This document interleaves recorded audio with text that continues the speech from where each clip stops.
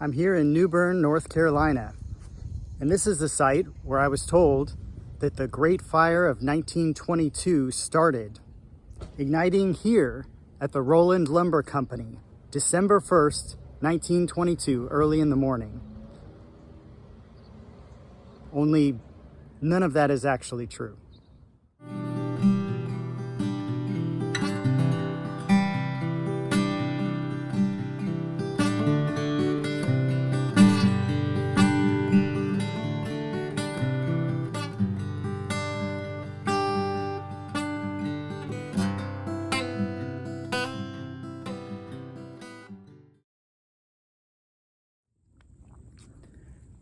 So it turns out there was indeed a fire that started here at the Roland Lumber Mill on December 1st, 1922 at about 8:30 in the morning.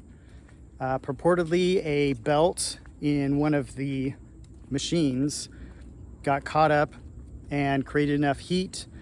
It sparked fire to some of the sawdust, and the fire ensued. So turns out the Roland Lumber Mill didn't own the building. It was actually owned by a different lumber company called Roper Lumber. And Roper has connections to Biltmore, which is out in Asheville, which has, as you know, is part of the Vanderbilt empire. So some question marks there. At any rate, so the fire department of New Bern, they come to put out this fire on December 1st, 1922. Only problem is it just so happens to coincide with a time in which a lot of firemen are gone. And the reason why they're gone is that football was very popular in New Bern. In fact, there used to be a professional team, semi-professional team. And I'll actually link to photos of that semi-professional team playing in front of this lumber mill in a field. So that's kind of weird. But anyways, football was really big in New Bern, even down to the high school level. So the high school team had made it to the state championships that year in 1922. So they wound up playing up in Raleigh, one of the schools up there. And it just so happens that a special train was commissioned, was chartered to take about 400, some estimates say 300, but at least 400, I think, residents up to Raleigh to watch the game. So it just so happened that some of those residents happened to be firemen, and they were out of town during the largest fire in the history of the city, which is not sus at all. We're then told, because of the winds off of the sound, the fire was headed this way, and it crossed the train tracks at Pasture Street. Okay, well, I'm coming up on Pasture Street. This makes no sense because the second fire, once it starts, spreads this way towards where the first fire started. So there's no way that the winds could both be going west and also be going east. That makes no sense. Also, there's no train tracks at Pasture. The train tracks where they cross Pasture are way over that way, nowhere near where the lumber mill was. And none of this part of town was devastated. None of it. All of these houses are still standing, the ones that predate the fire. These were here. So in fact, the first fire did not spread very much at all. This is where the train tracks cross at North Pasture. And This was not the first fire. Between here and the lumber mill, there's a great number of houses, all of which are completely still standing, no empty lots, still of the era prior to 1922. Where the fire crossed these train tracks is way over here out of the way. This was actually the second fire. So let's go see where that started. Meanwhile, on the west side of town, over here at 30 Kilmarnock Street, there was a home of a man, Henry Bryan, and his family.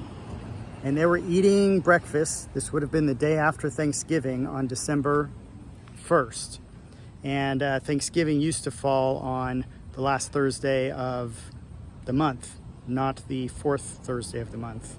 Anyways, I believe it was FDR that made the change in the switch. So the family was having breakfast. It's postulated maybe leftovers from Thanksgiving here on this site, when purportedly a faulty flue on their terracotta chimney caught fire. And pretty soon local residents were bringing water and buckets to try to put the roof fire out, but it very quickly spread to the other roofs in the neighborhood. Now, it seems like this second fire would be a big coincidence. Now, no doubt fires happen, and in 1922, most of the smaller homes and lower socioeconomic homes are made of wood, like clapboard houses. So that makes sense. But the fire brigades and all the firemen are over fighting the first fire, and it's like a full half hour before they get here. So then they finally do get here. It turns out that they don't actually have the correct nozzle for the fire hydrants. And yeah, maybe things were not standardized in that day. So I get it, quite possible. But again, another weird coincidence. How many coincidences equal a conspiracy? Oh, that's a mural commemorating the rebuilding after the fire. The area where this second fire broke out and ravaged was predominantly where it was majority black. And also at the mill, apparently that was a huge employer for the black population as well. So the population here had built many black-owned businesses because they weren't allowed to patronize. Why does that sound weird coming out of my mouth? The white businesses in the area, so they had made their own. There was even a bank, there were insurance companies, all kinds of black-owned businesses in this area that, of course, were gone all in a moment. Most of the predominantly black churches were here as well and made of wood. So those burnt in the 1922 fire, a total loss. And many of them were rebuilt later out of brick or stone. But if you can imagine all the churches, predominantly black churches in this region of town, this area of town burning, that was a huge loss. Also, this is Cedar Grove Cemetery, and it's a massive area, and the fire kind of went around it because there's no structures here. There were trees, apparently green trees, and so a lot of the residents in this area took refuge at the cemetery. It was all they could do, was just kind of hunker down and let the fire, pass around the cemetery. That's an odd refuge in a place during a great fire. Oh, By the way, the city also used the 1922 fire to condemn a large tract of land right here in Dryborough. Yeah, and then they built a police station and a big old city park. There's also a big water tower behind us as well. So it's kind of opportunistic. And so it was on this street, George Street, in which the fire chief decided that they were going to make a fire break by dynamiting a row of houses on this street. So they went into residences, they told them to grab what they could and get out. They threw dynamite in there and blew them up. It didn't work. The fire wound up just jumping the street anyways. But the fire, like I said, did not hit the cemetery here where a lot of the residents were taking refuge. Oh, there's also another cemetery just across the street. This one's called Greenwood, and turns out that there were some folks that didn't like that there were black residents buried here with the white people in Cedar Grove. So they unburied them. What's the word for that? They exhumed those graves and they moved them to their own cemetery over here. So I'm headed towards Union Station, the old train station here. And shout out to Mr. Dion King. Here's the Union Station. Somehow the fire missed this building, leapt over it without really any damage. I did read one article that talked about people getting on the roof and making sure that they put out any fires that might happen. But anyways, somehow the fire magically went over the top of this building and continued kind of northeast this way.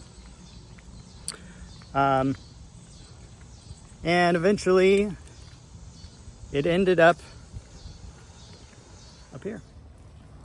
And so the fire came all the way up to the Neuse River here, where there were a bunch of businesses.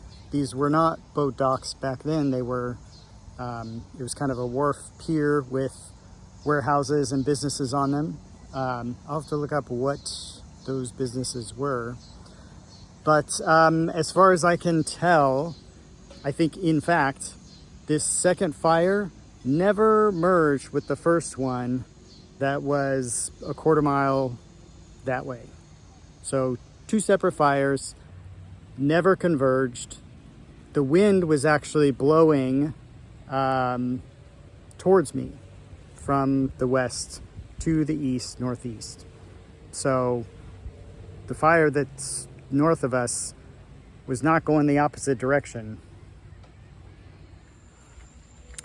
And so miraculously, the fire did not spread or touch the wealthy houses in this part of town. These are all unscathed.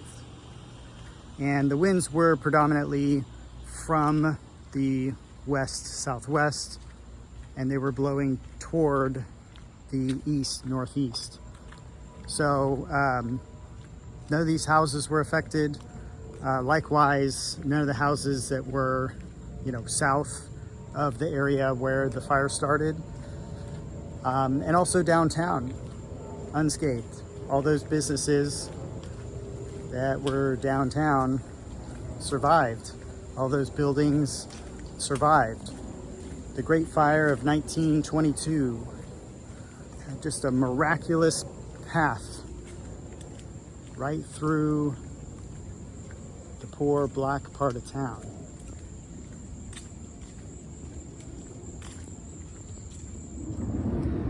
So, some final thoughts about the Great Fire of 1922.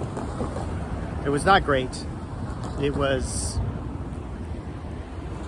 big, but great in the sense of it affected the city, it affected the people that lived here. And speaking of great, I do have some conspiracy theories about what may have been going on in 1922, in which the largest fire in the entire state up to that time had some sus activities going on, it seems, or it could have just been circumstantial. But either way, when we look back at history, I like to be hopeful, and I like to think that tragic things, awful things, things that disproportionately affected certain parts of the population, that good can come from it.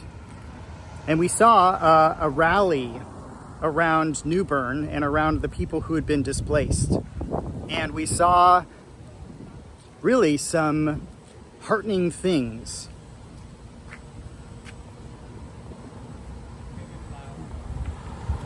Kind of like today.